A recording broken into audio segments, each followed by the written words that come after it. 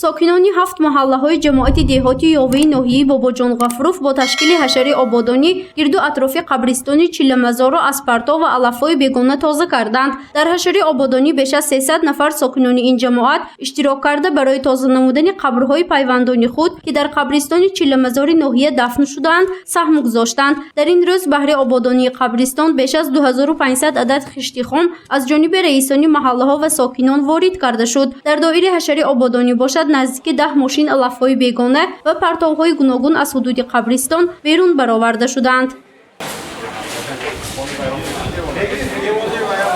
امروز من از حدود 7 محله ها خیلی مردم بسیار آمدند، تازه کردیم، چند کارهایی که به نقشه گرفته شده بود انجام دادیم و برای آمده اون نفرانی که امروز سهم گذاشتند من تشکر میگویم. در حشره آبادانی تمامی ساکنانی 7 محله‌های جماعتی یاوه، آسریق، سایچلبی، کانال، محله‌های به نام نعمت مرادف، اکرامبای ارماتوف، مغزارک و پیران و جوانان اشتراک کردند. رئیس کمیته محله آسریق عبدالرؤوف غفاروف هنگام صحبت از صاحبان قبرهایی که بر اثر برف و باران فرو رفتند خواهش کرد که آمده برای آبادی این قبرها کاربری کنند. بنا به گفته وی حالا در قبرستان شماره قبرهای بی صاحب نیز خیلی زیاد شده است. بعضی قبرها در نتیجه برف و باران و بارش زیاد فرو رفتگی هست.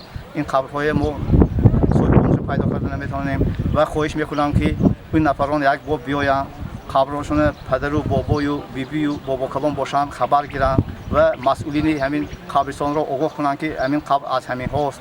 هدف از تشکیل و برگزاری حشره عمومی این تازه و آباد کردن حدود قبرستان در عرفه ماه شریف رمضان محسوب می شود. حالا در قبرستان چیله‌مزار تنها علفه 1000 اسپند باقی مانده است. از روی گفته مسئولین وی هم روزهای نزدیک پخته می رسد. بعد کندن گیاهی 1000 اسپند حدود قبرستان پر از علف‌های بیگانه تازه می شود.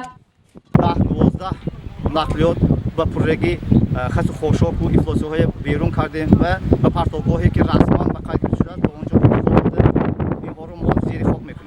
تاکید گردید که تشکیل حشره عمومی با تشبث راهبریت جماعت مساله در قبرستان و محله‌های حدودی ناحیه باباجان غفروف با جلب ساکنان عملی کرده می شود، زیرا در عرفه عید ماه شریف رمضان مردم زیاد و خبرگیری قبرهای پیوندان خود می روند. در این روزها تازه و آباد بودن قبرستان‌ها مهم ارزیابی کرده می شود. گزارش فرزانه شمسی و نسیم رحیموف برای برنامه اطلاعاتی خبر.